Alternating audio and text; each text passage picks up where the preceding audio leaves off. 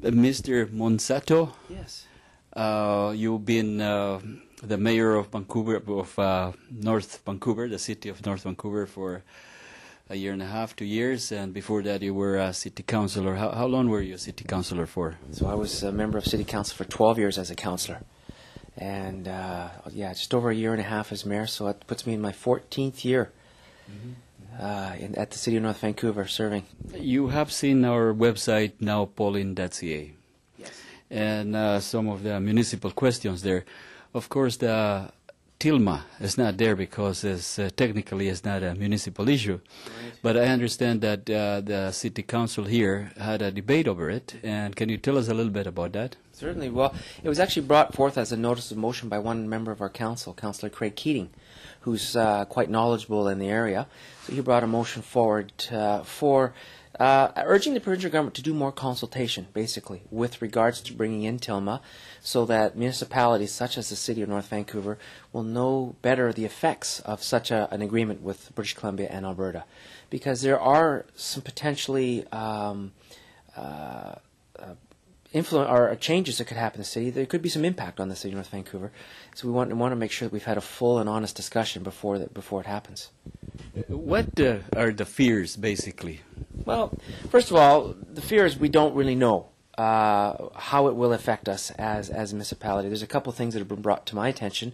For example, if bylaws and bylaw regulations have to be met across both British Columbia and Alberta, they may go to the lowest common denominator. So in that sense, let's say we decided at the City of North Vancouver to bring in a pesticide control bylaw to control the use of pesticides on our properties. Well, we could find out that another municipality, another neighboring municipality, may in fact allow pesticides, and so Tilma would in fact force the municipalities to go to maybe allowing free mobility of labor and business, in which case it might be that we couldn't enact such a bylaw. Same thing could be true with green building code standards, and or even our noise bylaws. We may have to go to what's accepted across the two provinces, not just what's good for the City of North Van.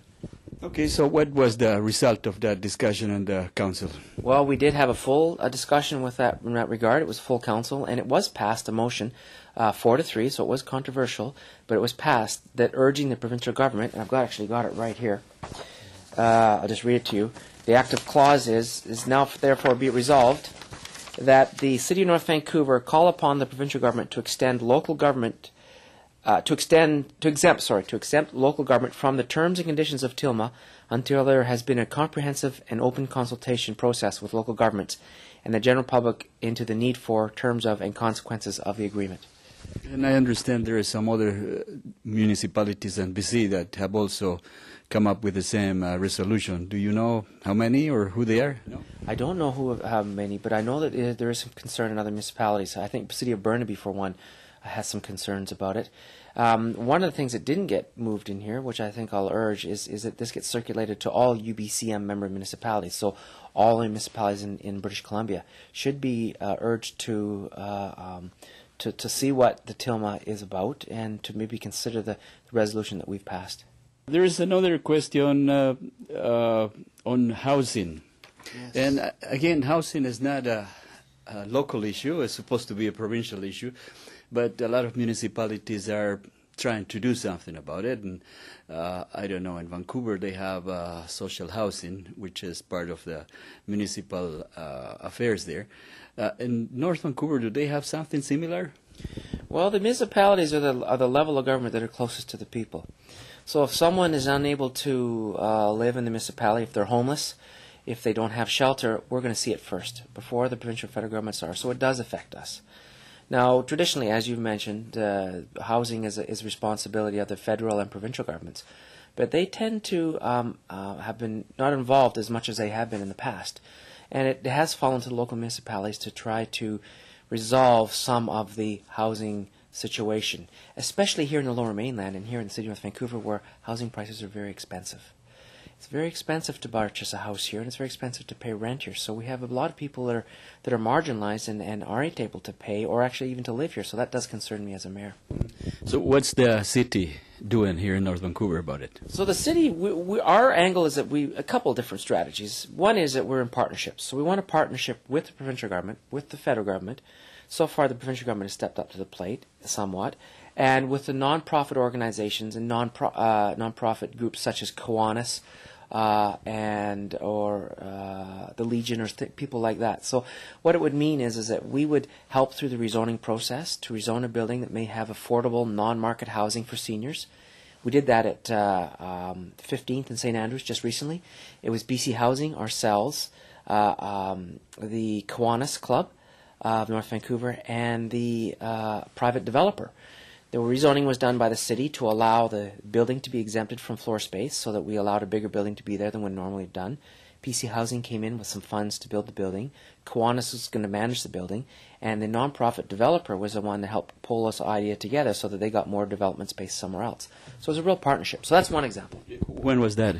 That is just being completed now. We expect to have an official ribbon cutting in September. That's going to provide 29 non-market rental units for seniors.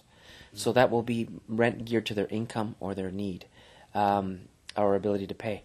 That's one example. The city also has stepped up to the plate in terms of providing land and waiving development cost charges on a homeless shelter. So there is no other homeless shelter on the North Shore. The city has taken it upon ourselves, even though it's a federal and provincial issue, to say we need a house, we need a roof over people's heads every night. Even if they don't have a home, we need to make sure that they're warm and dry and we have some humanity involved. So we found a site for them. We went through the rezoning process. The federal and provincial government put in construction capital costs. Now the provincial government is running the operation costs, and it's open 24 hours a day, 7 days a week. Another topic is pertinent to cities, and again is mixed with the province, is transit. Yes. And there is several possibilities of running transit.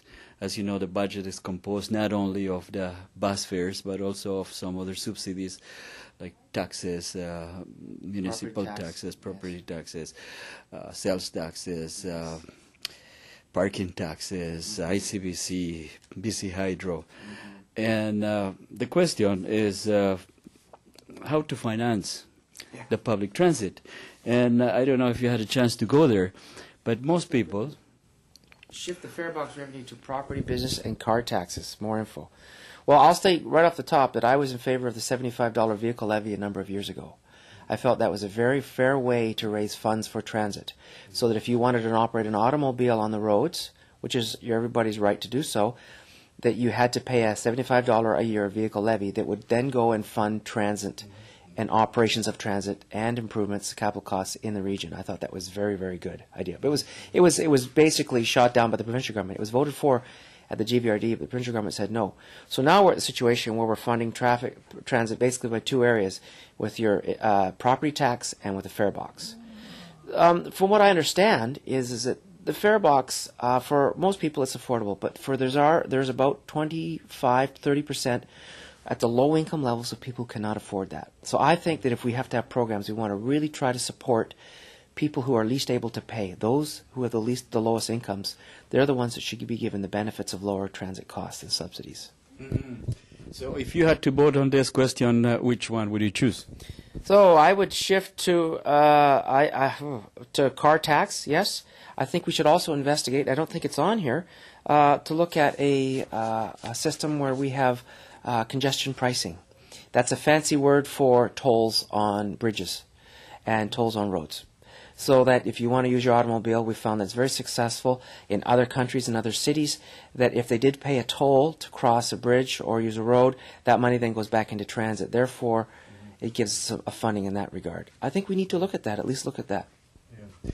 As you know, there are big changes in the works on how transit is governed, and those are being looked at by the provincial government right now. And so we really don't know for sure what it's going to look like next year in terms of the governing body of transit.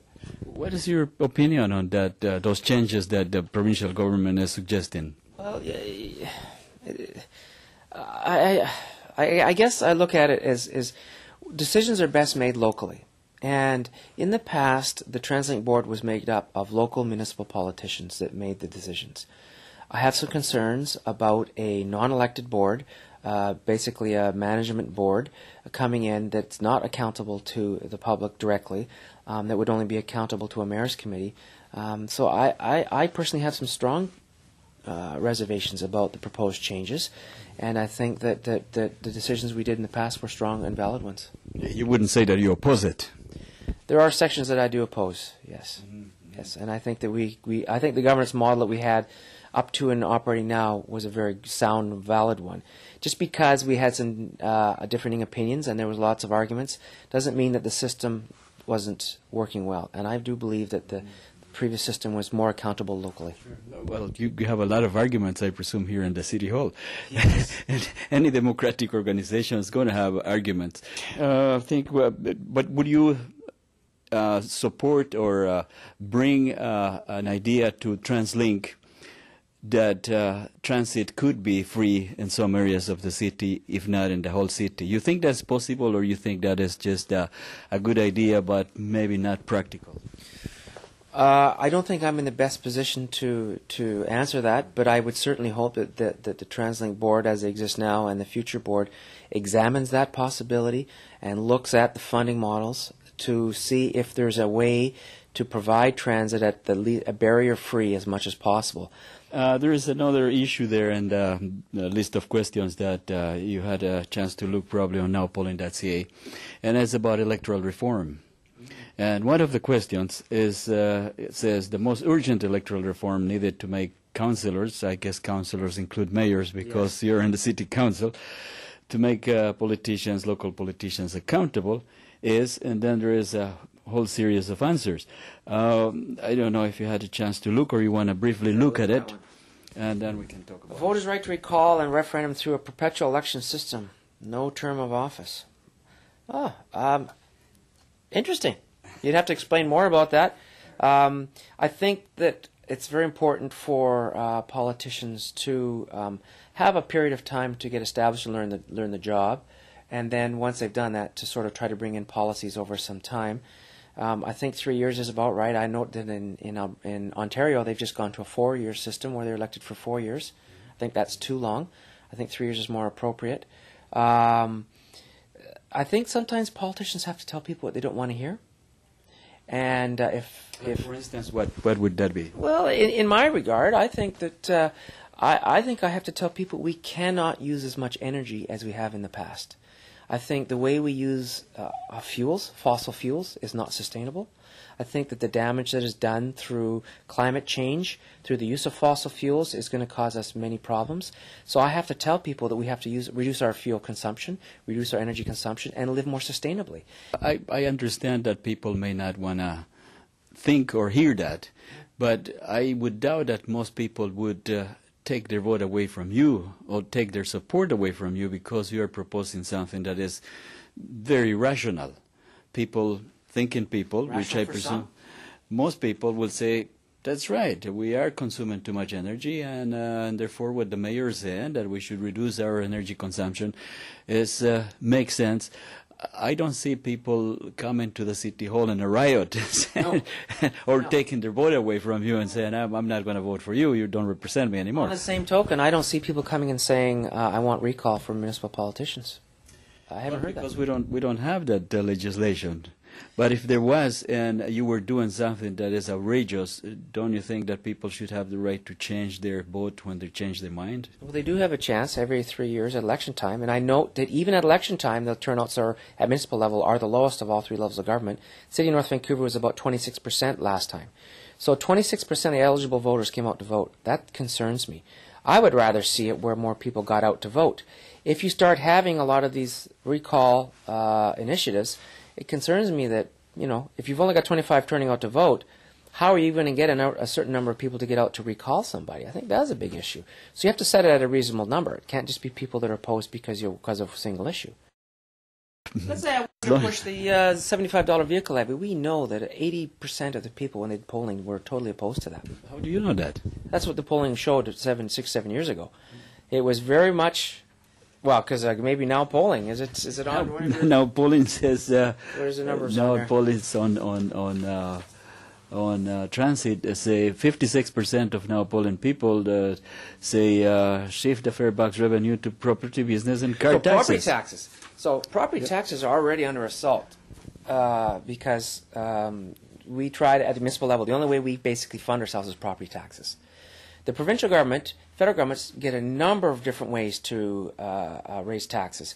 There was an interesting article in the paper the other day where one of the students from Simon Fraser, a master's student, said, why don't we get 1% of the sales tax to the municipalities? Do you know what that kind of funding would do for us at the level here? It would be amazing funding. All we have is property taxes, and I'm hearing loud and clear, I want to be very clear about this, loud and clear from property owners, they do not want their property taxes raised. And we have to go 2 or 3% every year, and they're very unhappy about that. And so, where am I going to get it from? If people didn't pay taxes, we wouldn't have the services that city provides. Exactly. And you look at the city of North Vancouver, we're probably one of the outstanding municipalities in terms of services that we provide. We have street cleaning and animal management and recreation centers and policing and firefighting and roads. We do an unbelievable amount for people. And if we do a decision on Monday night that affects people, they'll feel it Tuesday morning. What would be one better way to fund municipalities? Well, I mentioned earlier 1% of the sales tax. So if the federal government was to say, instead of reducing it by 0.5% or 1%, we instead gave that money to municipalities that said, you've got to put that into roads and sewers and water lines, that would be one way. So did you ask Carol Taylor about that? You know, I did not ask her about that, but I certainly am willing to do that next time I do meet her. You will next time, okay. Do you have any question that you would like to address from our nowpolling.ca or something that is not in our website but you would like us to put it on? Well, you know, I love the whole concept of nowpolling.ca. I think it's very good that we have that out there. I think the critical thing is that how do we inform people to ensure that when they're making their decisions, they've got all the information? So how do it's really important that when you make a decision, you do it with the best information possible. It's not just on emotion or what you think is a good idea. So part of now polling might be good to do is to actually provide some backgrounding information on some of these issues. So maybe, here's an idea for you, is that if there are some controversial issues coming up, that you can do interviews with local municipal politicians, whether they're councillors or mayors, and get points of view from them, and then you can get opposing points of view from other people and put that on your website, and then people can view that and then make their vote. That might be helpful making informed decisions. I think is a very good one. We're trying to do that, and if you notice, some of them have a underline, and if you click on the underline, then that takes you to explain what exactly it is. Yes. So if we could have in every one of so there's perpetual elections there? Yeah. Information about what it is, you click there, and that takes you to where it can be found. You can't do everything by polling. Otherwise, what's the use of politicians? Why don't we just do a special polling every day? Do you want less traffic? Yes. Do you want lower taxes? Yes. And then it's mob rule. Then it's not mob rule. It's a big majority rule. Then there are minorities that may be left out. Lawn bowling, for example. Seniors might like lawn bowling. Well, how many people lawn bowl? Maybe 5%. So the soccer players are 50% of the athletic people. They may want soccer fields everywhere, but you still need to speak for the minorities. And I have to be very careful about that. I think the soccer players would understand that. I don't think the soccer players would say, we have to have soccer fields all over and no lawn bowlings. I think they would understand that all folks But it's not as simple as that. Some people say one lawn bowling might be enough. So they'll say, well, there's some people say it might be lawn bowling in West Vancouver. They can go there. For example, a 50-meter pool. How many people want a 50-meter pool and a swimming pool on the North Shore? Maybe it's not required. Maybe it's not required. So do we just go by polling? So that what happens if people manipulate polls? What happens if you get you and your cousin? Well, that's a different issue. Manipulation, the manipulation is a different thing. It happens in every system. But when we're talking of just the will of the people, I call that democracy. Yes, I do, and I call it democracy every 3 years at election time. All right. I will not, and I'll be very clear about this, not always go with the majority rule. There are minority issues that need to be stood up against people that are the majority. I will not do what I think is right just for the majority. I'm not doing what's right for Darrell Mussatto. I'm doing what's right, I think is right for the municipality. And I could easily top the polls every year by telling people what they want to hear all the time. That's not leadership. The majority elected you a mayor. And I am certainly willing every 3 years to stand for what I believe in, and they can look at my overall package, and if they're not happy, boot my ass out of there. I certainly would stand for that every 3 years, you bet. All right. Well, thank you very much for your time. You're very welcome. It was very nice to meet you. And good luck with nowpolling.ca.